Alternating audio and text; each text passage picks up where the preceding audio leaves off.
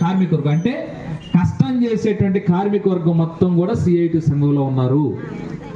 సిఐటిగా దేశంలో ఉన్నటువంటి పేదలందరికీ తిండి దొరకాలని, దేశంలో ఉన్నటువంటి ప్రజలందరికీ విద్య దొరకాలని, ప్రజలందరికీ ఉపాధి ఉండాలని, ప్రజలందరికీ వైద్యం అందుబాటులో ఉండాలని అనేక పోరాటాలు నడుపుతున్నాం. అందుకని మీ అందరూ కూడా రాబోయే కాలంలో ఈ సిఐటి మహాసభల్లో జయప్రదం కోసం కూడా మీరు పాల్పంచుకోవాలి. ఈ సిఐటి మహాసభల్లో భాగంగా ఆట పాట అనేటువంటిది అన్ని చోట్ల జరపాలని కార్యక్రమం పెట్టాం. ఎందుకు సిఐటి ఆట పాట పెడుతుందంటే, ఈరోజు మీరు చూస్తాను, ఇంతకుముందు మాస్టర్ గారు ప్రస్తావించారు.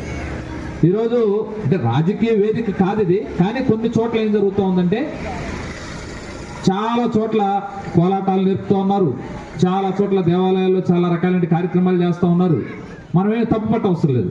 ఎవరి దైవ కార్యక్రమాలు, ముస్లిమ్స్ ఖురాన్ చదువుకోవచ్చు, భగవద్గీత చదువుకోవచ్చు, హిందువులు అనుకున్న వాళ్ళు క్రిస్టియన్స్ బైబిల్ చదువుకోవచ్చు, అంత మంచిదే కాదంట్లా. కానీ ఒక ఘాటికి ఒక ప్రజల్ని నెట్టబడతా ఉన్నాం. ఇప్పుడు మనందరికి ఇక్కడ రిజర్వేషన్లు ఉన్నాయి, ఎస్సీ ఎస్టీలుగా ఉన్నటువంటి బీసీలుగా ఉన్నటువంటి వాళ్ళకి.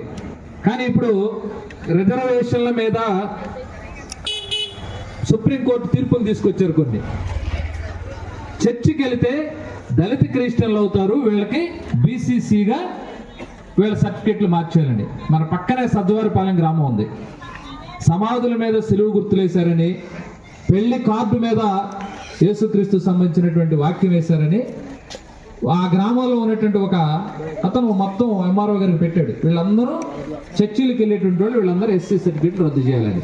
అంటే ఇది ఎందుకు ప్రస్తావిస్తున్నామంటే, ప్రజలు బాగున్న చోట కొన్ని సంస్థలు దొరబడి ప్రజల మధ్య అనైక్యతను తీసుకొస్తా ఉన్నారు. చర్చికి వెళ్తే క్యాస్ట్ సర్టిఫికేట్ రద్దు చేయాలని ఎక్కడ లేదు. సారా, మందు ఇట్లాంటి యువకుల్లోకి వస్తూ ఉన్నాయి. మన దగ్గర కూడా మన కుటుంబాల్లో వాళ్ళు, మా పెద్దలు, అందరూ చాలా మంది ఉన్నారు.